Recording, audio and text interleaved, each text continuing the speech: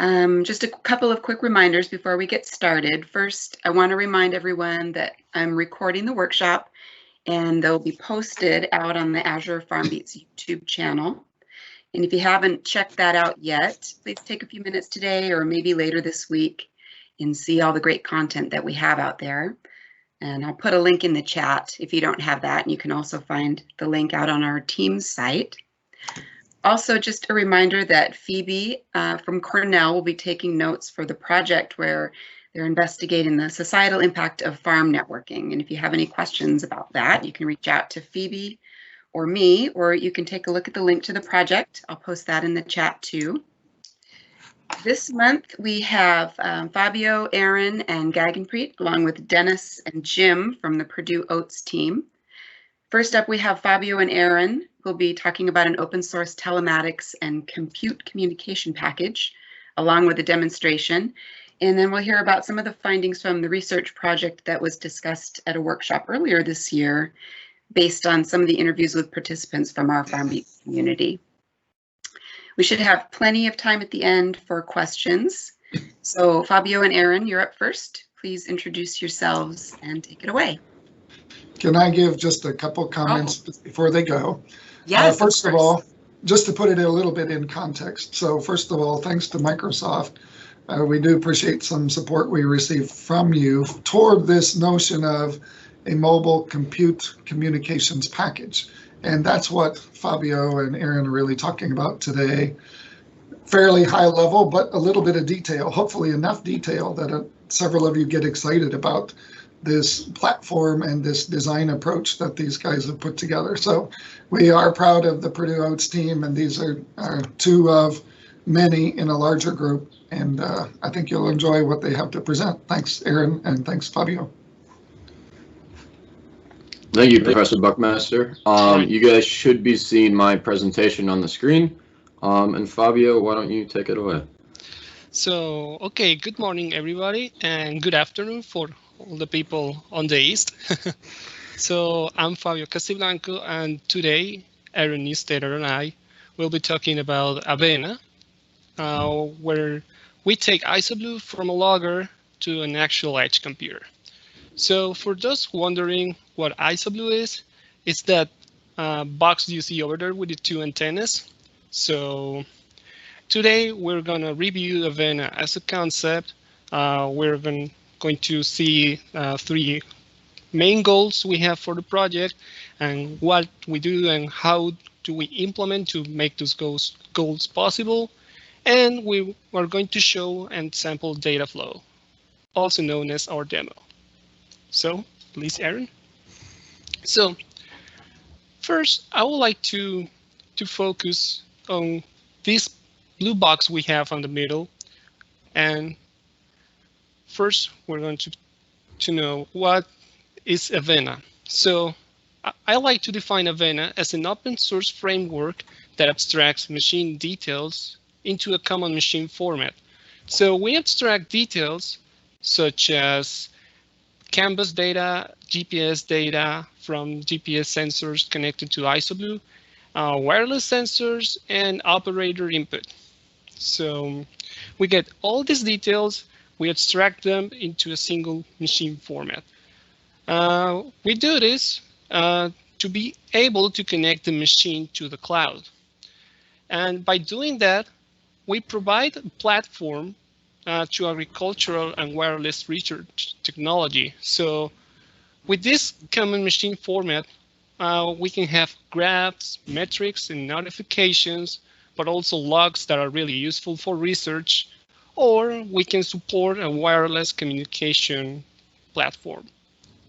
So one of the main innovations of IsoBlue Avena over previous iterations is the idea of Avena as a framework and not just a single implementation. So in order to better illustrate that, we're going to go through and we're going to use the OCI and Docker structure as a model to help us explain this. So Docker was originally created as a virtualization framework to allow small and efficient containerization of microservices.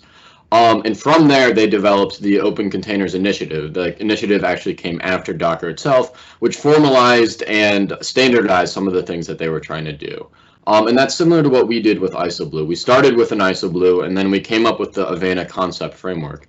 So when we talk about Avena, we're talking about the framework itself, which can have many different implementations, just like Podman, which actually just replaced Docker in Kubernetes, is another implementation of the Open Containers Initiative. And actually, in the Docker Podman example, I believe you can alias Podman for Docker and use it in place as a replacement for Docker. And that's one of the big strengths of a framework model like this, is you can have different implementations. And we're going to see a little later on how that can help enable cooperation and interoperability between different competing companies here. And then from there, we're going to do a little bit of a history lesson from Fabio. All right. So we also talk about a little bit of IsoBlue history, where we started with a CAN logger, then we move on to a tablet, and then we moved to an actual computer based on an ARM Cortex processor. Then we added cameras, but then we moved to use Avena as our software. And this is where Avena came, and where we grabbed all the lessons learned and our previous experience from past iterations, and we want to have a framework where things were better together. So in the future, we're planning to move to an Intel x86 single board computer, where we have more processing power, also thinking of using IsoBlue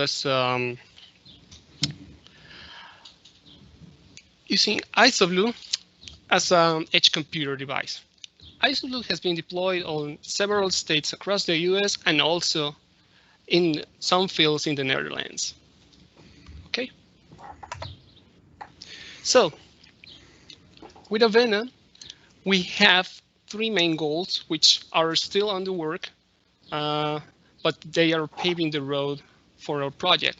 So first, we want to empower the operator. Please, Aaron. So we want to empower the operator by giving them the freedom and the ability to install apps by themselves. And we want to give them the control to access the data from the tractor. So let's say operators install the applications such as Engine on Fire, which constantly checks on your tractor, on your machines, and has access to data such as engine speed and location. So the application can work with some of the data. It doesn't require both engine speed and location. So let's say Joe is concerned about sharing location, so he can choose whether the application can access this data or he will restrict location access, maybe by privacy concerns. So what we want here is to take the App Store experience to the farm machines. So maybe in the future, we can use the virtual terminals in the tractors as an interface with IsoBlue to install new applications. Please, Aaron. Yep. So, and here comes our second goal, where we want to have easy applications. So to do this, we run applications as containers. And by doing that, we're running them self-contained, where they don't know anything about the host, but they'll still run as you would expect. So also, containers allow us to distribute them easily. So for example, we use Docker Hub as our distribution platform and kind of our app store. But not only that, we also benefit from the containers that we can use a continuous integration pipeline to test our our containers. So this makes development more productive because in embedded environments, it is usually difficult to build and deploy software. But by using containers, this gets a whole lot easier. So this was a real game changer for our project. And finally, last but not least, we want to encourage compatibility between manufacturers and service providers. So in this situation, let's put an example. We have a manufacturer like Case or John Deere and a service provider like Climate. And Climate wants to code an application to get data from a tractor.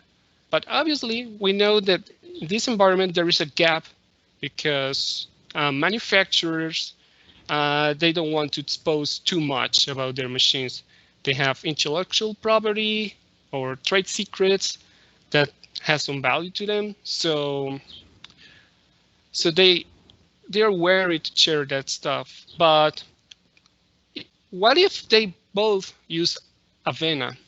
So John Deere can just program an application to expose the data the way they want and keep the secrets they want inside the tractor.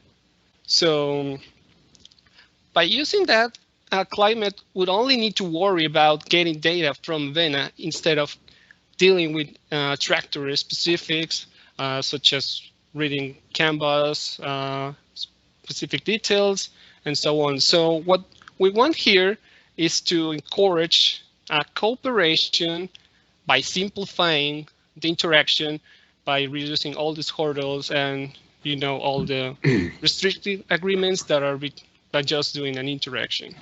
Okay. And with all those goals stated, those were our guiding principles and how, what we want to do in the future and how we want to make sure to do it. And from here, we're going to take a little bit of a deeper dive and look at what we've already done and how we have progressed to make these goals a reality. So everything that I'm going to show you from here to the end has already been implemented, with I believe one exception that I will be sure to call out. So the way that we want to move data around the IsoBlue and then onto the cloud, we are using something that we're calling Avena messages. And these are just standardized JSON objects that are being sent over a messaging broker called Nats.io. We spent quite a bit of time figuring out what message broker we want to go with, experimenting with ZeroMQ, RabbitMQ, and a bunch of those. And eventually settled on Nats.io. And Nats has two main ways to distribute messages, either a pub-sub model or request-reply. And we're going to focus on the pub-sub right now. This involves a single data producer that publishes its data onto a specific subject, and then it can have one or more consumers of that data that receive the data and process it how they will. And in addition, Nats also has some built-in permissioning that enables out-of-the-box data controls and helps enable some of the goals that we saw earlier with controlling where the data goes. And the really main thing about this that makes this innovative is the ability to abstract away all of the hardware and machine details. So for example, if you had an application that was interested in the PTO speeder, the power takeoff unit, all it has to do is it has to subscribe to machine.pto.speed on the Nats channel. It doesn't need to worry about what PGN it is, if the machine even has one, or the little details about that. All it has to do is subscribe to machine.pto. And an even more illustrative example is looking at location. So location has multiple different sources we can pull from. We can pull from NEMA 2000 messages on a CAN bus with a connected GPS unit to the tractor. We could have a USB GPS connected to the IsoBlue itself. We could have cellular triangulation and all these different ways that we can figure out where the IsoBlue is. And previously, instead of having to do all of the details on how to connect to each one of these different systems, all an application has to do is subscribe to location.fix, and they have it. They don't need to worry about where it came from or how, and that greatly simplifies the application development. And from here, we're going to look at a little bit of the architecture. This is a big, scary diagram, but we're going to break it up into two little pieces.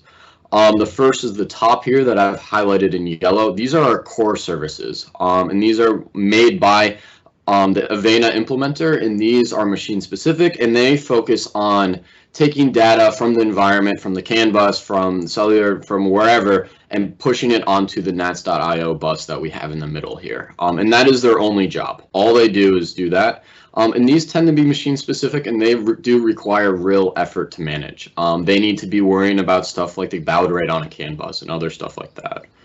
And the other half that we have here that I've highlighted in green is the user applications. And these are the ones that do the work. They're the that do the work on the data itself. They process the data, they can connect to other external services or other networks and stuff like that. So for example, we have CAN-D in the upper right in the middle here, and that's looking at bringing CAN messages from the tractor and publishing it there, just that.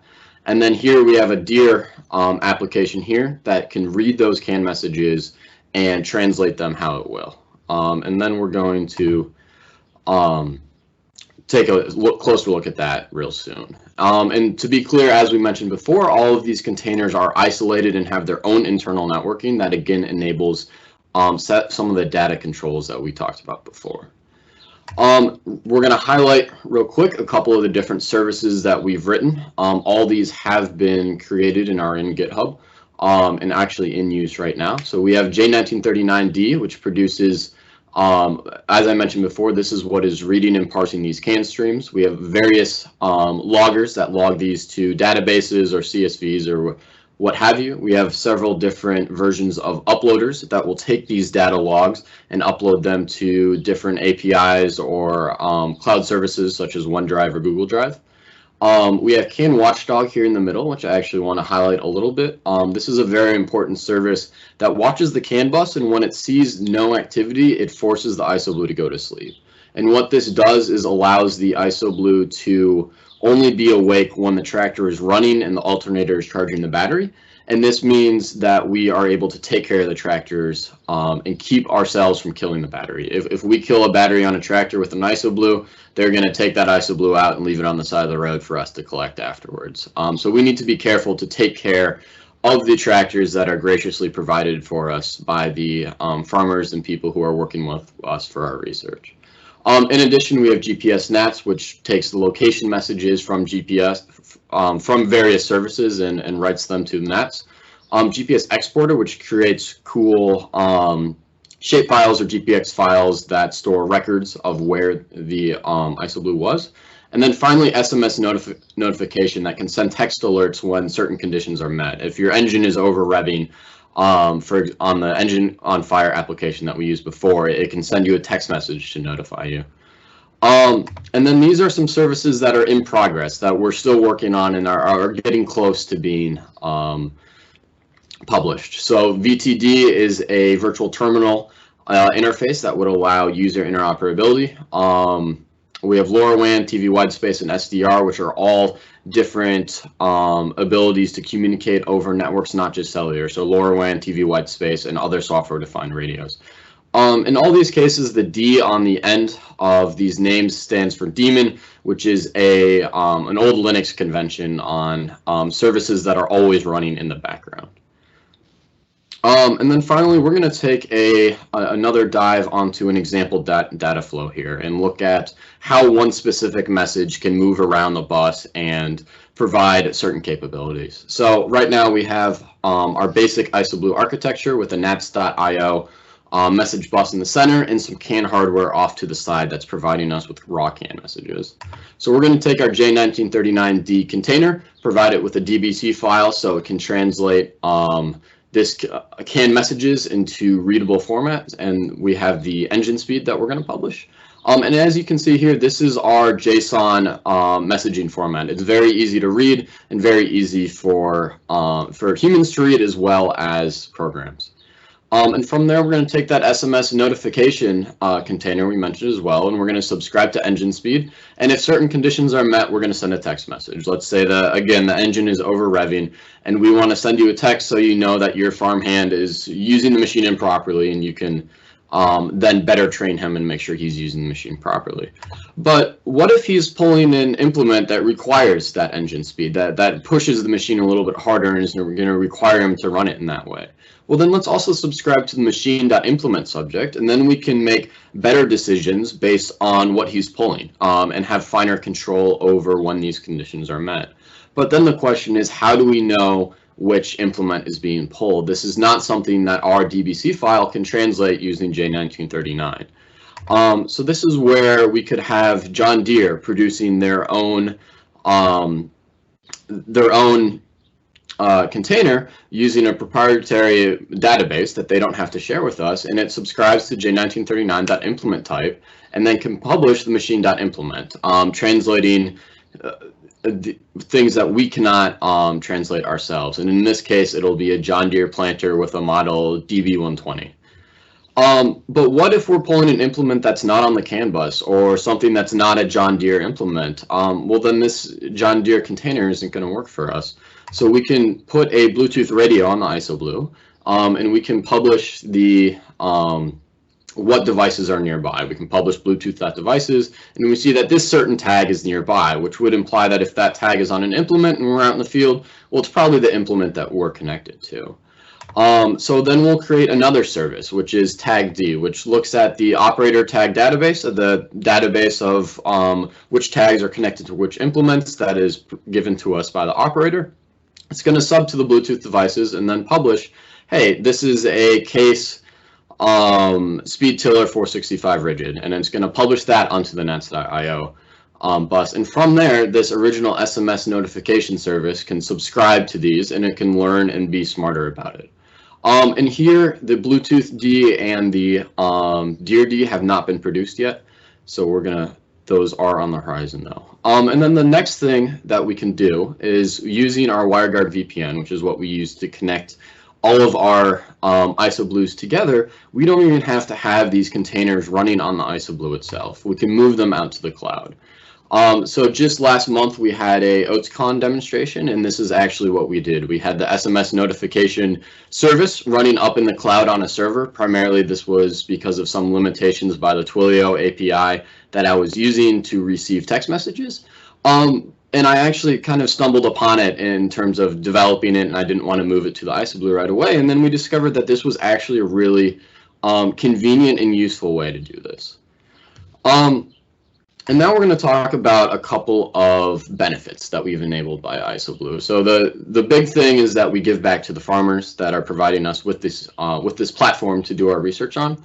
So on the left, we have a Grafana dashboard that we've created for looking at all the metrics of what the tractors or other machinery is doing. We can track location, engine speed, as we mentioned, fuel rate, a bunch of other things, and we'll show you guys an example of that in a second.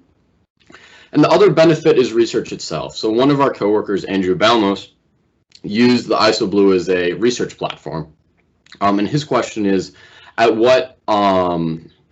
how feasible is using Wi-Fi as a connectivity tool for inter-machine communication? So what he did is he loaded his applications on a couple of different IsoBlues that were running in the same field. And as they were driving around, they attempted to connect to each other, and once connected would run periodic speed tests. And then he would mark down the speed of the tests as well as the location, and was able to produce this graph here where we can see the different areas where the machine's connected as well as the relative speed between them. And from there, he was able to make conclusions about the feasibility of Wi-Fi as a communication method for inter-machine use. And from there, we're going to take a look at a live dashboard.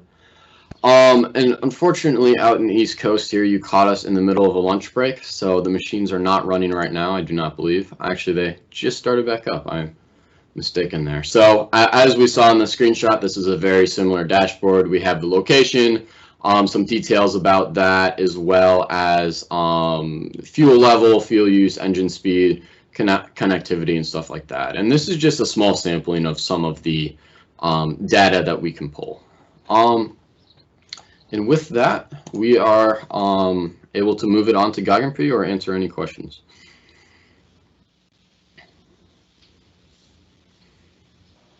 Well, that's great. Thank you. Does anyone have any questions on this topic before we move on?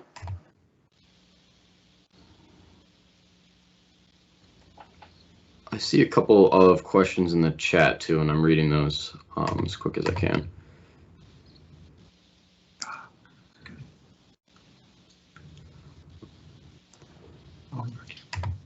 If not, we'll do our best to answer the questions in the chat as Gaganpreet presents. Okay, well, great, thank you. And there's been a request to have the presentation made available also. So after the meeting, if you agree, I can get the copy of the presentation from you. We can share it with the community. Yeah, we'd be happy to do that.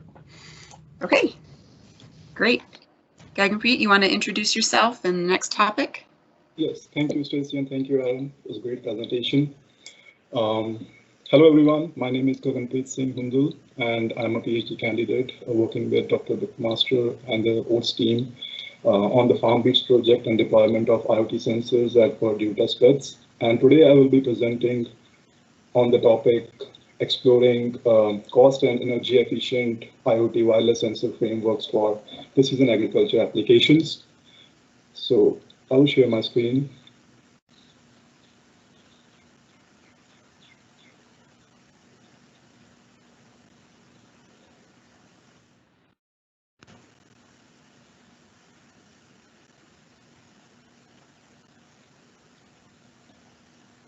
Are you able to see my screen?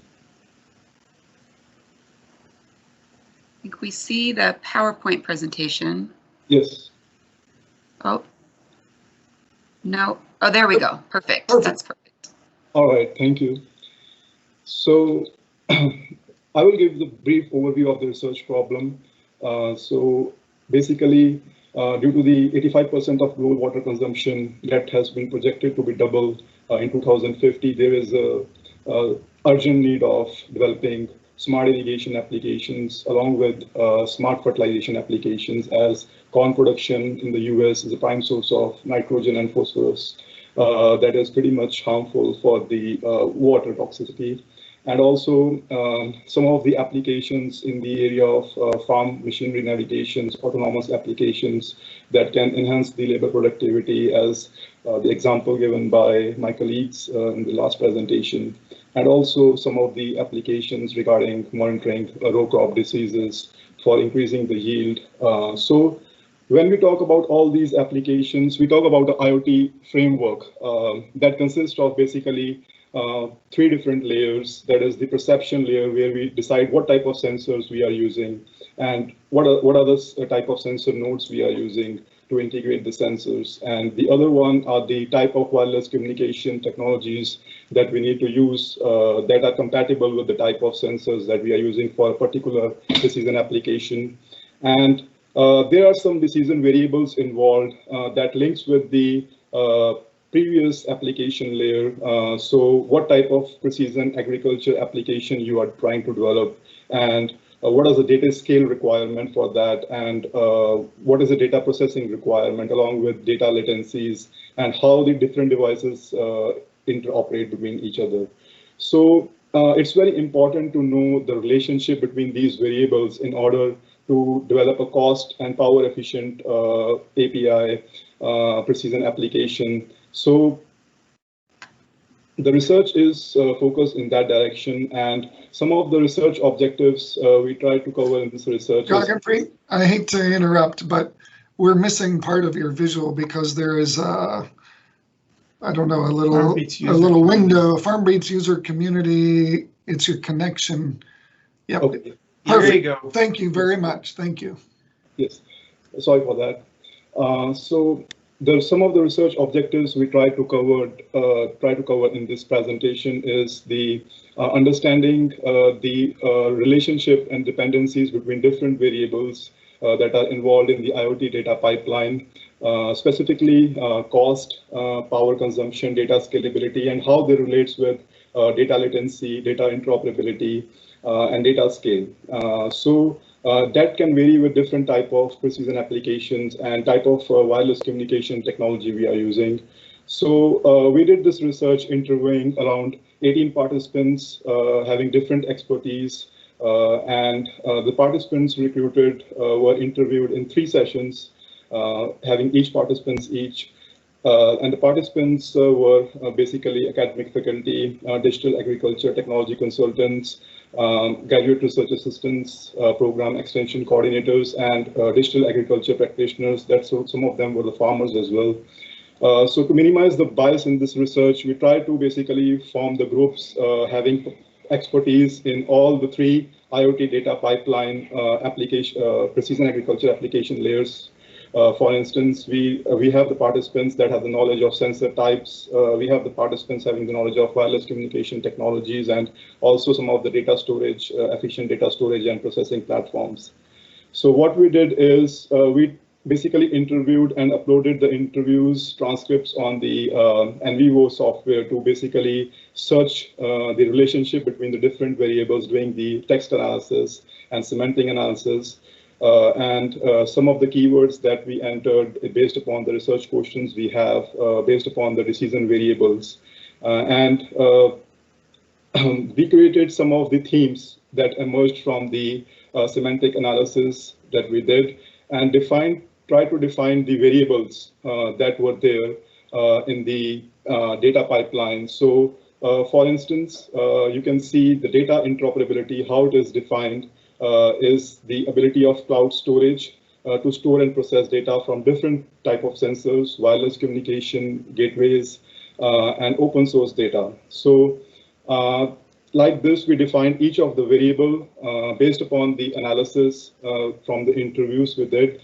And these are some of the results from that analysis between different variables, how they are linked. So for instance, the participants reported that data interoperability is more defined from the storage point of view, from the data storage point of view. It's more based upon the interoperability between the cloud storages, more on the software application side. And to substantiate that, the participants also reported that as long as the type of wireless communication technology that you are using has the ability to link with the server, the cloud server, it doesn't matter much which type of wireless communications you are using, depends more upon the type of precision application. So for instance, if you are basically trying to develop a monitoring row crop diseases application, the data, you have some open source data that you want to access, and that is more dependent upon the ability of your software, of your cloud to access that data. Other theme that emerged is the data storage and how it is related to type of precision agriculture application we are trying to develop. So for instance, we are monitoring the condition of soils. We have a sensor to monitor the condition of soil. And we have the data that is not very latency sensitive. For instance, most of the monitoring applications require data that is having higher latencies, and we can gradually transfer that data over time from different sources that might increase the interoperability in this specific type of precision application. On the other hand, we figured out that the power consumption is related to data latency. So if you have basically autonomous applications specifically, it's very difficult to use LoRa there because LoRa is basically having very higher latency sensitive, and on the other hand, if you are using LoRa, in that case, your data is basically not transferred at the right time, and the autonomous applications are basically requiring more latency sensitive data. So LoRa is more suitable for monitoring applications, and if you have a short range applications, autonomous applications, Bluetooth might be a good option because it has basically having low latencies, and it can basically communicate with the shorter ranges and consume less power as compared to LoRa technology. Other theme that emerged is type of sensors and how they are related to data storage. So the participants reported that autonomous applications don't really care about the historical data.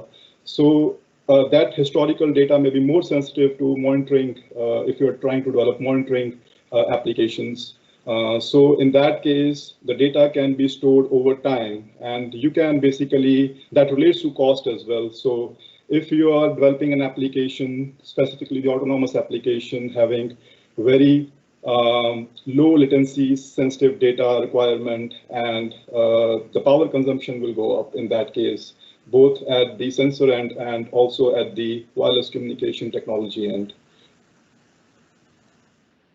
So the other aspect that we figured out is the relationship between the data latency and type of precision agriculture application we are trying to develop.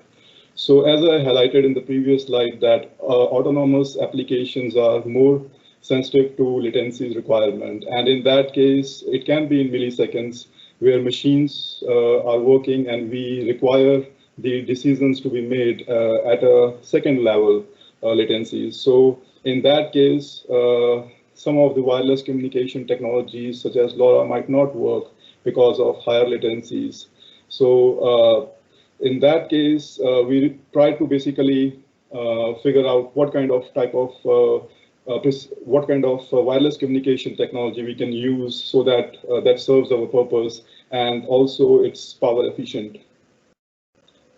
So what we try to do is trying to develop an interpretive structure modeling model for highlighting the relationship between these different variables involved in the data pipeline. And we basically try to relate those variables in a pairwise comparison, developing a matrix, highlighting the relationships and substantiating that with the data we got from the interview analysis. And you can see here a matrix that has been developed highlighting the driver power and the dependence power of different variables. The important aspect we figured out is this cluster analysis that we did to differentiate the different variables. So you can see here the cluster on the right-hand upper corner where the linkage variables are listed are highly critical. So if a farmer or a technology consultant is trying to develop a different type of precision applications, they have to first figure out what type of precision application they are trying to develop and suitably what is the data processing requirement with that, and also the type of wireless communications they are using compatible with that type of precision applications and also compatible with the dependent variables that are data latency and communication range and type of sensors we are using. So we figured out that data interoperability is kind of an autonomous variable. So in that case, it is very less dependent on other variables. It is only dependent on the variables that are highlighted here, that it is type of sensors we are using, the data scale we have, and also the data storage requirements. So if you are trying to develop monitoring applications where you need data from different remote sensors, you have to have a data storage that is interoperable between different sources. Thank you very much for listening, and if you have any questions, just let me know.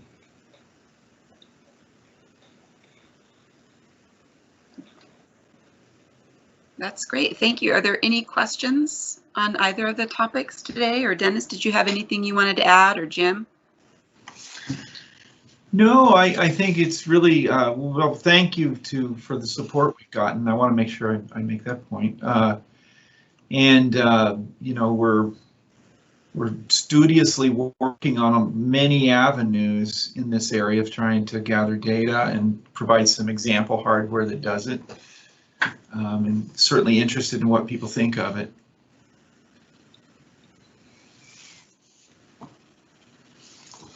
Everyone's very quiet this month.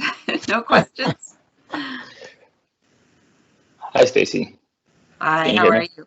Yes. I'm good. I wanted to ask a question about the previous one because I'm thinking of implementing some services using either text message or email, and I wanted to know, like, for the implementers, how easy it was to get on the Twilio API that they mentioned. So it's something. Yeah, sure. So I was the one who did that. The Twilio API is very easy to use.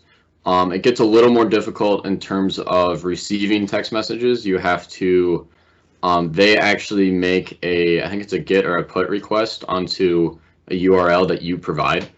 So you actually have to end up running a little bit of server-side stuff, but it's not too bad. But that was the main complication, was receiving text messages. So what I wanted to do was have people subscribe, so you text, you know, hello to a certain phone number, and then you get the alerts instead of having to program the numbers in by itself. But just to send a text message is very, very easy, and they provide the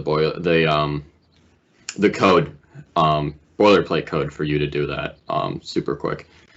But yeah, do they have any rate limiting on their API? Like how fast or how many you can send? So the plan I was on, I think, was 100 messages a second. The free level was, I think, 1 message per second. And the plan that I was I just gave them $20. It was a prepaid $20 thing, and they bumped me up above the free tier. So, yeah, I was very impressed with it, and I thought it was quite affordable. But. Yeah. I didn't get to participate in it earlier because I was still trying to process. It was a lot of information that you guys threw at us, but this project sounds really cool. Like the integration of the hardware and the interoperability between the different manufacturers is definitely a hard problem to solve, and it seems like you guys are doing some pretty interesting work in that space. So we're doing similar things, but it's nice to see where else the world is going. But so now that we have parts of now that these guys have parts of the technical issues solved, or at least a good plan forward for it, now we start the political work. What's the political work? Getting the companies to agree and to do it together. Like, let's do this. That's pretty easy. And to not stay in their individual silos. That's the hard part. It is the so hard you went bottom up instead of top down? It is the hard part. Dennis, have you guys tried out the TV whitespace, the narrowband IoT TV whitespace? Did you guys get some of the receivers? We do have some. Gaganpreet will know maybe a little bit better than me. Andrew had some great news. He and his wife Sarah just had a baby not too long ago, so he's on maternity leave. But he's the one most closely, actually making it happen. Gaganpreet may know. I don't know. Yes, so like we are trying to test it in the Acres test bed, and also with some of the other deployments we are doing with the sensor. So we are trying to basically use different type of sensor nodes with TV white spaces, and also the FarmBeats, and trying to figure out like how the compatibility goes. Okay, great. Sounds good. Sounds good. Thanks. Any other questions? Comments? Great presentations. Yeah. Thank you so much. So much information. I'm sure everyone. Great to see the update. Yeah. If you guys do think of any questions afterwards and you don't have contact information, you can reach out to me or Elizabeth, and we'll put you in touch with Dennis or Aaron or Gaganpreet or any of the folks at the Purdue OATS team if you have follow-up questions. Also, if you have any suggestions for meetings coming up in the next few months, please let me or Elizabeth know. I think next month we might get an update from Andrew Nelson about some of the work he's doing on his farm with TV whitespace and also with the soul chip technology that we heard about earlier this year. Andrew, I don't know if you're still online or if you want to give people a quick teaser. He may have had to drop. I know he was out in the field, so. We have lost connectivity. Yeah, maybe. Okay, well, I'll send out an agenda as usual for next month, and please do let me know if you have questions or any topics you want to cover, and otherwise, have a great day. Great, thanks everyone. Thanks everyone. Bye. Thank you. Thank you.